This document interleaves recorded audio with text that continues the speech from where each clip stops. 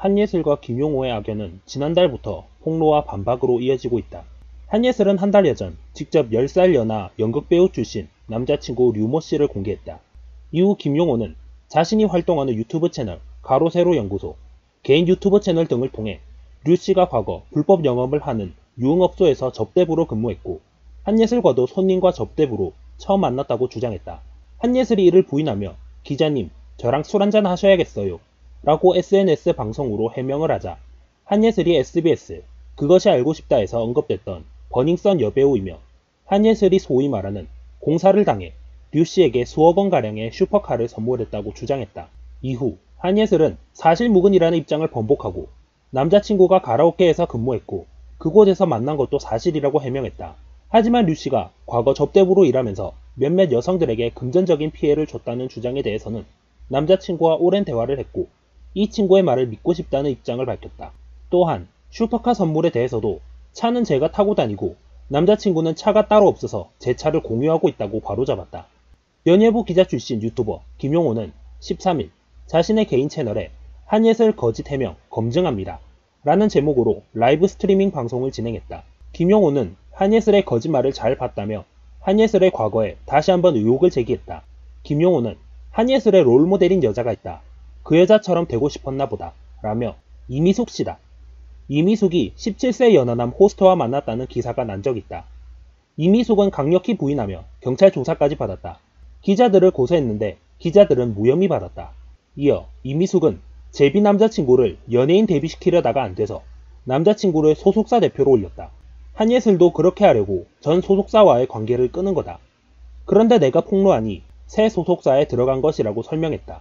배우 이미숙이 이혼 전인 지난 2006년 17세 연하의 남성과 부적절한 만남을 가져오다 간통으로 피소될 위기에 내몰렸었다는 주장이 제기돼 눈길을 끌고 있다. 게다가 이번 사안은 단순한 루머성 폭로가 아니다. 전 소속사와의 전속계약 위반에 의한 손해배상 청구 소송 과정에서 불거진 사안이다. 90년대부터 소속사 대표와 소속 연예인으로 인연을 맺어온 김아묵의 더 컨텐츠 엔터테인먼트 대표와 이미숙은 10년 이상 파트너십을 이어온 동료였지만 이제는 불륜 의혹까지 제기하는 적대 관계가 됐다. 이미숙이 이혼 전인 2006년 무렵 미국 유학생이던 17세 연하 남성을 만나 부적절한 관계를 맺었다. 만약 그 사실이 외부에 알려질 경우 간통 피소는 물론 대외적 이미지 실추로 연예활동 중단이 불가피한 상황이었다. 연하남은 이미숙을 협박하기까지 했다. 결국 더 컨텐츠 엔터테인먼트가 수천만 원의 합의금을 줘야 했다. 지난 15일 이미숙의 전 소속사인 더 컨텐츠는 이미숙을 상대로 전속계약 위반에 의한 손해배상 청구 소송, 항소 취지 변경 신청서를 접수했다. 이 과정에서 17세 연하남과의 부적절한 관계가 외부로 알려지면서 화제가 되고 있다. 서울중앙지법 민사합의 42부는 전속계약을 부당하게 파기한 피고는 전속계약에서 정한 바에 따라 원고에게 위약금을 지급할 의무가 있다며 위약금 2억 원은 지나치게 무거워 1억 원만 인정된다고 판결했다. 이번 사안은 소송 과정에서 불거진 원고의 주장이라 정보가 제한돼 있다. 알려진 사안은 전 소속사 측이 밝힌 17세 연하의 유학생이라는 것이 유일하다. 어떻게 만난 사이이며 어떤 관계였고 협박이 어떻게 이루어졌는지 등의 구체적인 사안은 전혀 알려지지 않았다. 또한 아직까지는 전 소속사의 주장일 뿐 사실 여부도 입증되지 않았다. 이미숙 측이 허위사실 유포에 따른 명예훼손으로 소송을 제기할 수도 있는 사안이다. 관건은 더 컨텐츠 측이 재판 과정에서 해당 연하남에게 합의금 수천만 원을 입금한 내역 등을 증거로 제출할지 여부다. 당시 정황만 놓고 보면 2006년 당시 이미숙은 5년째 별거 중이었으며 이듬해 3월 이혼했다.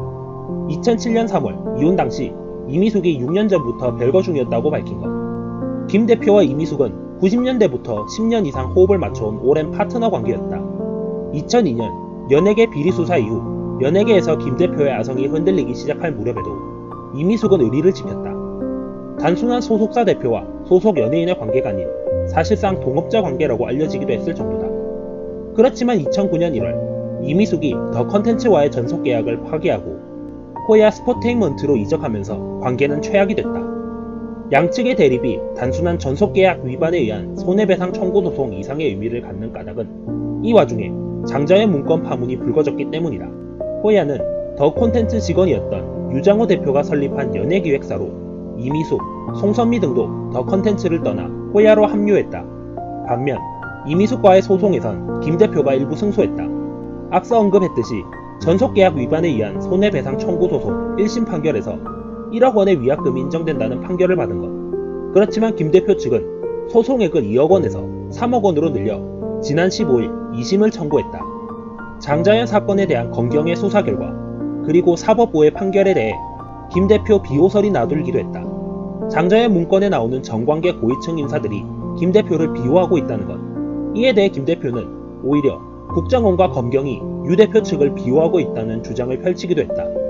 유 대표가 평소 청와대와 국가정보원 등이 자신을 비호한다는 말을 서슴지 않았다고 주장한 김 대표는 송선미 남편의 매형인 전아무개 변호사가 청와대 근무 당시 국정원, 검찰, 경찰에 막대한 영향력을 행사한 것으로 의심된다는 의혹을 제기했다. 전 변호사는 검찰 출신으로 청와대 대통령실, 민정위 비서관실, 특별감찰반 반장으로 근무한 이력을 가진 변호사로 이미숙의 변호를 맡고 있기도 하다. 장자연 문건으로 엄청난 파문을 일으키며 시작된 김 대표와 유 대표, 이미숙, 송선미 등과의 소송전쟁은 이미숙의 17세 연하남과의 부적절한 만남이라는 새로운 이슈를 양산하며 다시 세인들의 이목을 집중시키고 있다. 참고로 당시 기자가 공개한 이미숙 연하남 자필 편지 내용입니다. 본인이 미국에서 유학생활을 하던 중 누나를 알게 됐다. 정신적으로 물질적으로 도움을 많이 주셨던 누나에게 감사드린다. 앞으로는 누나의 이름에 해가 되는 행동이나 말은 하지 않을 것을 약속드립니다. 즉, 기자의 말처럼 이미숙 연하남은 무언가를 다짐하고 약속하는 내용의 자필 편지를 쓴 것이죠. 기자 A. 여배우와 17세 연하남의 불륜관계는 파장이 크다고 생각했다. 기자의 말처럼 당시 이미숙은 전 남편 홍성호와 결혼관계에 있었기 때문에 이 기자의 주장이 사실이라면 이미숙 불륜 행위가 되는 것이죠. 어쨌든 이미숙이 명예훼손으로 소송을 걸었는데 이 재판 결과가 어떻게 되었을까요?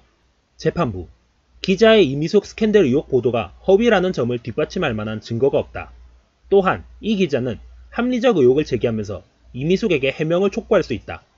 즉, 이미숙 연하남 사건에 대하여 기자는 자신의 증거를 재판부에 제출했고 이를 재판부가 받아들인 것이죠. 이미숙 측은 항소를 했다가 항소 취하서를 법원에 제출하면서 사실상 재판이 마무리됩니다. 초반에 기세등등했던 이미숙과는 너무나 다른 모습을 보이고 말았네요. 마지막으로 이미숙은 재산 압류를 당하기도 합니다. 법조계. 지난 9월 수원지법 경남지원은 집행관을 경기도 광주의 탤런트 이미숙 자택으로 보내 TV와 냉장고를 포함해 집기류를 압류했다. 총 감정가는 307만원이다. 법조계. 이미숙이 17세 연하남 스캔들 재판에서 패소한 뒤 상대방의 소송 비용 980만원을 지급하지 않았기 때문이다. 인기 탤런트 중에 한 명인 이미숙에게 980만원이 없을 리는 없고 아마 여배우의 자존심 때문이 아닌가 하네요. 어쨌든 이미숙 연하남 재판 결과는 이미숙의 패소로 끝났고 마지막까지 이미숙의 자존심을 구긴 사건이었던 것 같네요.